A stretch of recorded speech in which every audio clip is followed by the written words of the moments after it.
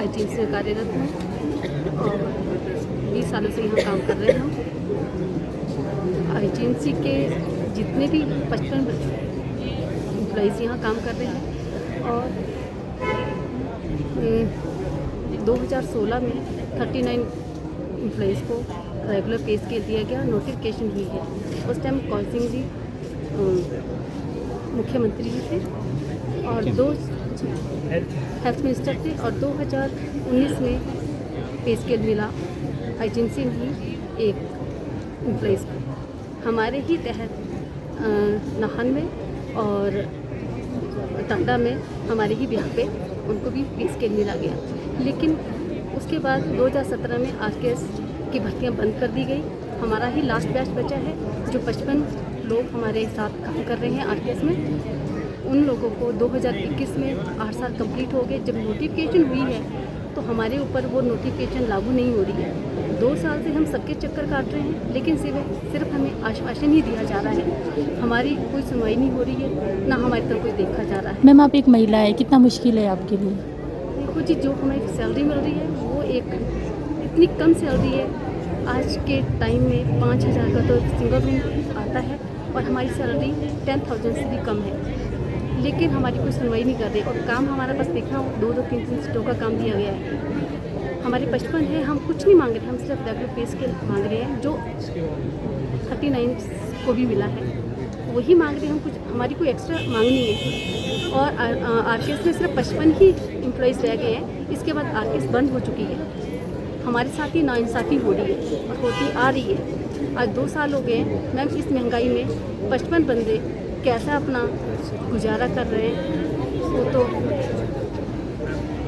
Vinod, general secretary RKS employees union IGMC Shimla. सर्वप्रथम सभी कर्मचारी साथी जो है हमारे, उनकी ओर से मैं मीडिया टीम का धन्यवाद करता हूं कि आपने हमारी डिमांड को गवर्नमेंट और प्रशासन तक बखूबी पहुंचाने का काम किया है। जैसा कि हमारे प्रेसिडेंट अरविंद पाल जी उन्होंने बताया कि हमारी जो डिमांड है उसका मूल विषय है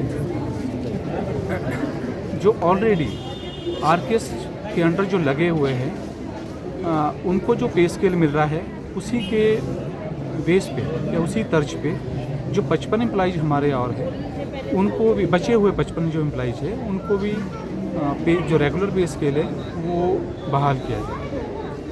आईजीएमसी में एक आरकेएस के under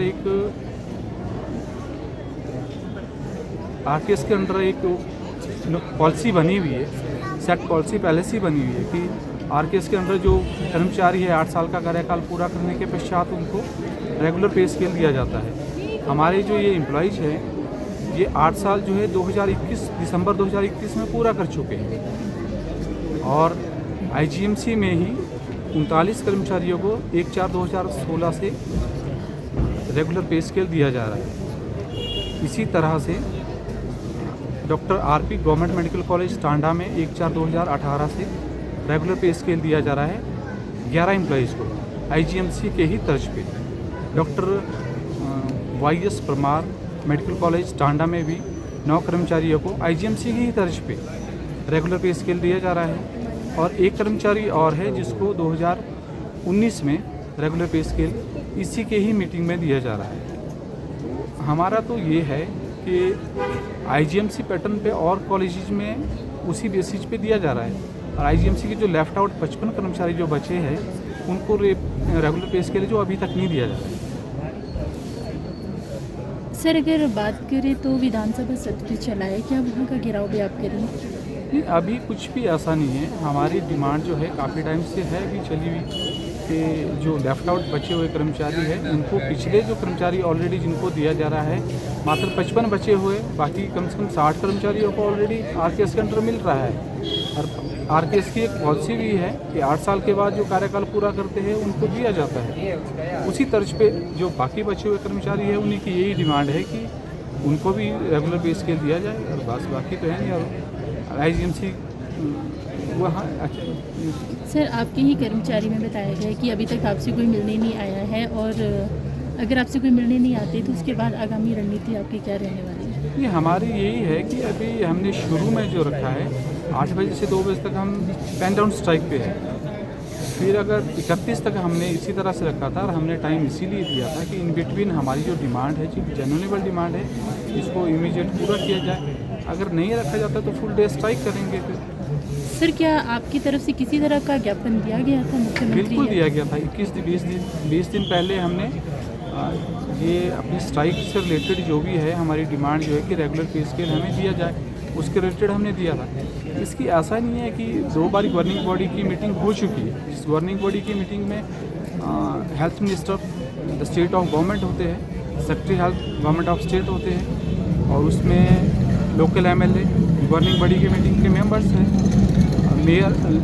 mayor Shimla, principal IGMC, director medical education Himachal Pradesh, MS IGMC और केएनएच,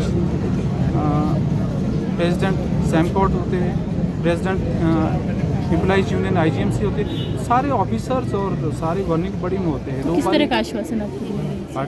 आश्वासन किस तरह का दिया? आश्वासन हम सीएम साहब से भी मिले थे। उन्होंने ये बोला था कि जेन्युइनेबल डिमांड है, और सभी हमें यही बोलते हैं कि आपकी डिमांड एक जेन्युइनेबल है और उसको जल्दी पूरा कर दिया जाएगा।